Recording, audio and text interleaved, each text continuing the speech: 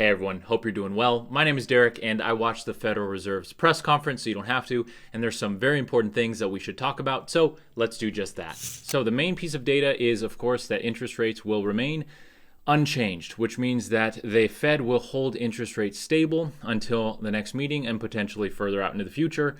And some of the projections that were given is inflation projections as well as the federal funds rate projections. So inflation projections are projected to be end of year 2024 at 2.8%, which is still above the target rate of 2%.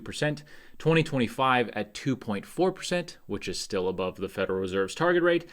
And then finally, end of year 2026, they're projected to be at 2%, which means we have a ways to go to hit that Federal Reserve target rate of 2%.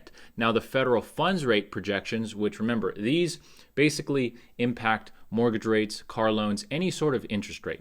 Now, these are projected to be 4.6% in 2024, 3.6% in 2025, and 2.9% in 2026. So what does this mean? This means that the days of basically free money are gone, at least for the near future, because we're looking 3 years out and the federal funds rate is projected to be well above what it has been in the past, at least for a significant amount of time. So those are the main pieces of data. Now, immediately following that, Jerome Powell started to answer some questions, and there are some very good questions asked.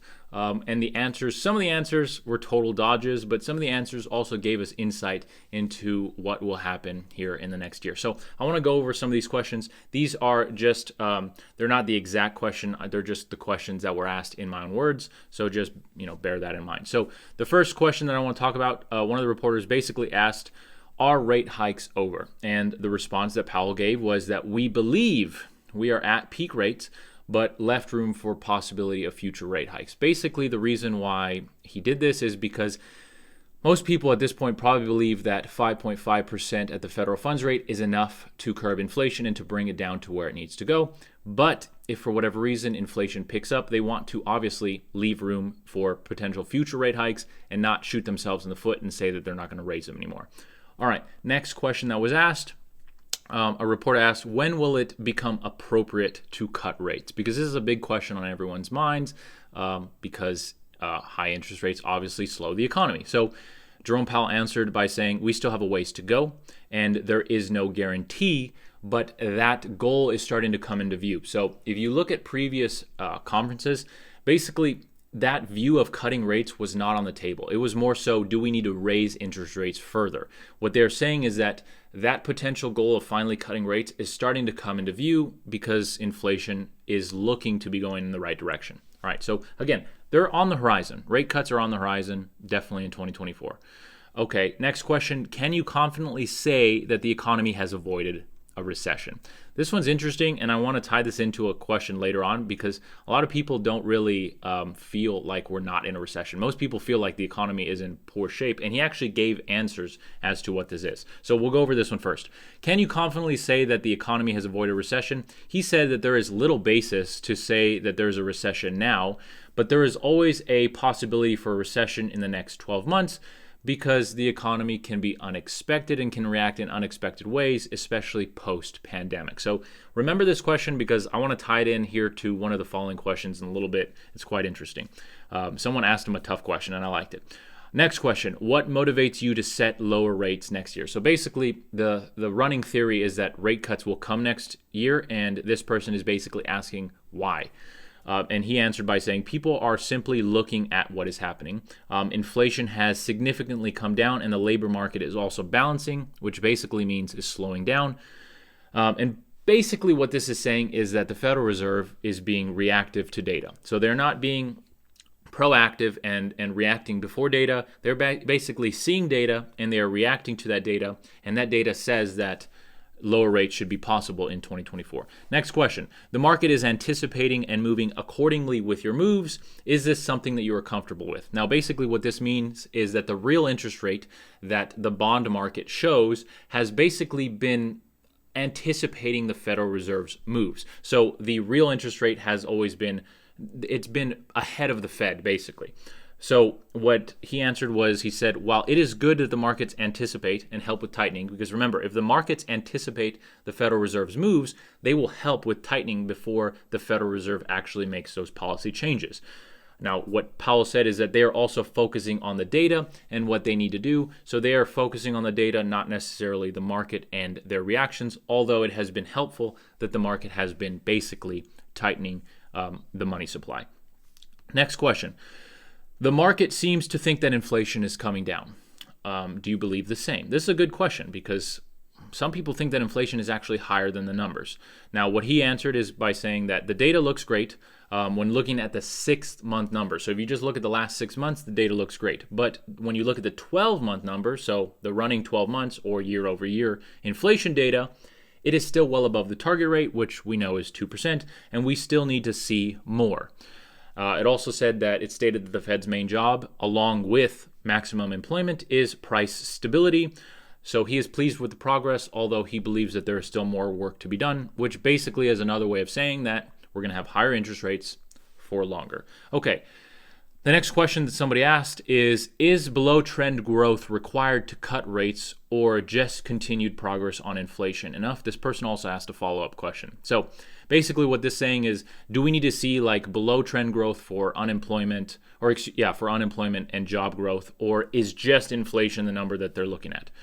So what he said is, he said that they look at all those things, and if we have stronger growth, it might just simply mean that it will take longer to get to the target rate of 2%, right? Because if you have stronger growth in the employment and in the employment market or in the jobs market, obviously there's more money circulating, which means it'll take longer to get down to a 2% target rate for inflation. This person asked a follow-up question and said, is above trend growth then a problem? And Jerome Powell answered by saying, it is not a problem. It just means that it will take longer to get to those 2% rates, which means higher rates for longer. And then he also said, and it also means possibly hiking rates again if required. Again, most people are under the consensus agreement that it is not going to be required. But again, Powell wants to leave it on the table just in case. So that's how I interpret this. Okay, let's see. Where was I? Next question. How do you interpret the labor market and what you need?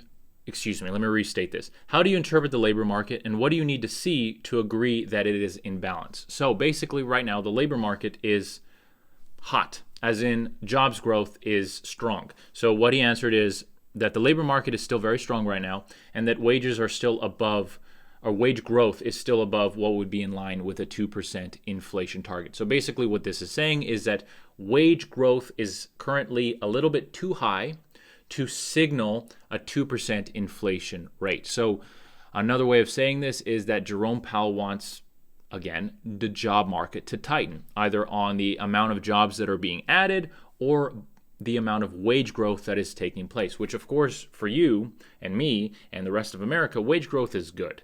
But for the Fed, it's a balance between wage growth, which causes inflation, and tightening the wage market and the job market, which helps lower inflation. So very interesting. Next question. What explains the disconnect between the public? This is a good question. I like this question. This is a question that I want you to tie in with the other question. So what explains the disconnect between the public feeling that we're in a recessionary environment and the data saying otherwise? So remember earlier, Jerome Powell basically said it's hard to say that we're in a recession now because the data is so strong. And then this person is basically saying, yeah, well, what explains the disconnect because people feel like they're in a recession when the data says that we are not? And of course, as we all know, what he said is basically price levels. So because prices right now are so high, and they have been so high for the last 2 years, and they've been growing at a much faster rate than we're accustomed to, people feel poorer, for the lack of a better term. So what he said is hopefully that right now, since wages, we're experiencing real wage growth, what that means is that wages are outpacing inflation. So since wages are outpacing inflation, hopefully eventually sometime down the line, 2-3 years later, since wages are outpacing inflation, eventually they will catch up and people will feel back to normal and financially stable. Which is interesting to me because we all know that there is always a battle between corporations and employees, because corporations see wages as an expense and employees see wages as a revenue source. So there is always a battle to keep wages as low as possible.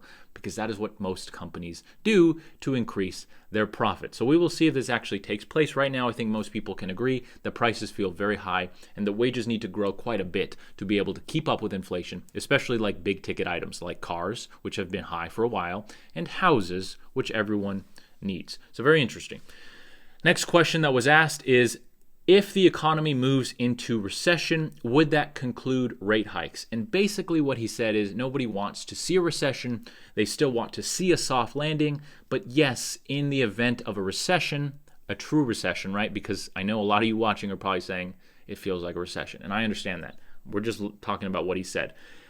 If the economy entered a true recession, of course, that would mean that they would have to tailor off or cut rates faster. Okay, but they want to avoid that. Next question, I think this one was good too. Like I said, some people ask some pretty good, tough questions. Basically, this person said, you guys were late when it comes to raising rates. How do you know that you won't be late when it comes to cutting rates? So basically what this is saying is that they waited too long to raise rates, which let inflation get out of control. How do they know that they're not going to be too late in cutting rates, which would send the economy into a recession? And he didn't really say much, kind of like a question dodge. Basically what he said is that they're going to look at the data and that the economy is strong, and as the economy weakens, they will take their foot off the gas in a sense, or another way of saying they will start to cut rates, and it's hard to predict. So basically he says they don't really know yet. And that makes sense when you look at the Federal Reserve's history. They tend to be reactive, not proactive, and they tend to react to data, not be proactive about predicting what will happen, which usually keeps them behind the ball. That's just the honest truth.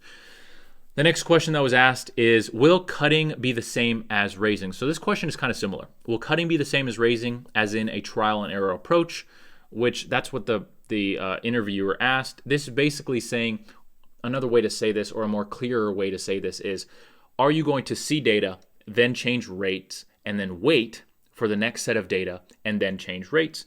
So a trial and error approach, or is there some sort of metric that you are looking to? So some sort of number that they want to see in order to know when to stop cutting rates.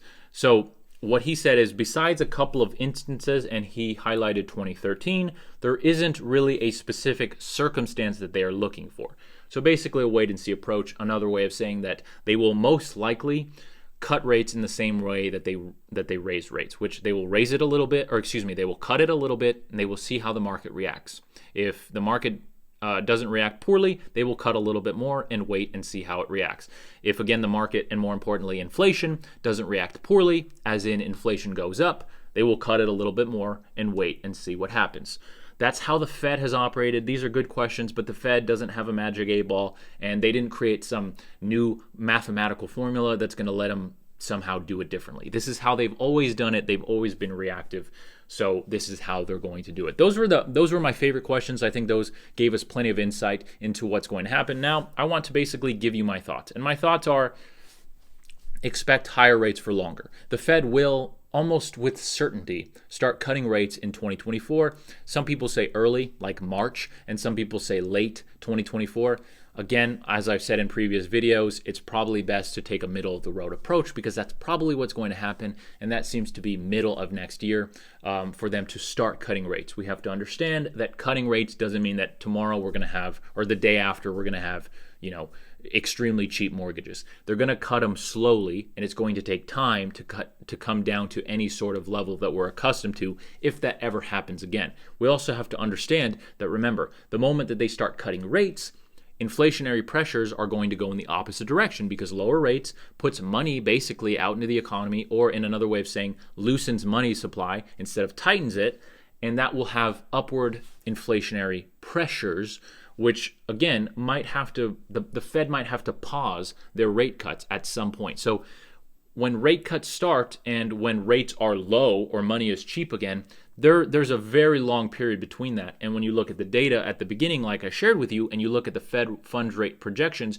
you kind of see that we're looking at a 2026 target for federal funds rate at 2.9%, and that's still above what we're accustomed to. So we're a ways out. So my thoughts on this is, the inflation data looks good for the most part, although prices is still extremely high. people feel like we're in an inflationary environment, or excuse me, a recessionary environment, even though technically we are not, primarily because prices are high. So I do agree with him there. The problem is I'm not so certain like he is that wages will eventually catch up with current prices. I think that the problem is that companies want to make as much profit as possible, right? So in order to do that, what do? They raise prices, they sell more, or they cut wages. So they're always wanting to raise prices and they're always wanting to hold wages down. And the problem is the majority of our goods here are big corporations. Yes, the majority of businesses are small businesses, but when you look at the volume that happens, a lot of it are big corporations. And even the small businesses, okay, maybe small businesses tend to take care of their employees better, but at the end of the day, a business is a business, and the idea is to generate a profit. So there's always this disconnect or this conflict of interest between businesses and employees. Businesses want higher prices and lower wages, and employees want lower prices, or consumers want lower prices and higher wages. So we'll just have to see what happens. Those are my thoughts. Just be ready for higher rates for longer, basically. Again, I've said in the past, there is a non-zero chance that the Federal Reserve raises the federal funds rate again. Okay, I'm going to stand by that. There is still a non-zero chance that happens, and I'm hesitant to say that when the Federal Reserve starts cutting rates that everything is going to be fine. I could see inflationary pressures come back. Now, again, the general consensus is that the rates are the highest that they will be. And I like data. This is a personal finance channel, and I like data. So regardless of what the fuck I think, I'm going to follow the data. And the general consensus is that these are the highest rates. So they most likely are. So we'll have to wait and see. Expect higher rates for longer. If this video was informative, please consider subscribing. This is a relatively new YouTube channel, and it is something that I'm very passionate about. I love personal finance. I love investing. Oh, that's another thing I wanted to touch on. Rewind, okay, go back to where I was saying that wages and basically companies want lower wages, people want higher wages. So how do you change the narrative to better yourself? You have to learn how to invest properly. Because when you invest properly, what happens? You switch sides, in a sense. You stop being just an employee and you start being an owner of companies. And when these companies want to raise prices and when they want to hold wages down, yes, it might not completely counteract that, but if you have a significant portion of money invested, at least you get some of the upside to that in the form of ownership of these companies in the stock market and other forms of ownership. All right, so regardless, back to what I was saying, please consider subscribing if you haven't already. This is a relatively new YouTube channel, and I love this stuff. Don't forget to turn on the bell notification. Usually main content comes out on Tuesday, but I'll release a video Wednesday, Thursday, or Friday if something like this happens that needs to be talked about. I'll always give you my updates. Other than that, I hope you have a fantastic rest of your week, a fantastic rest of your day, and I will see you in the next video. Take care.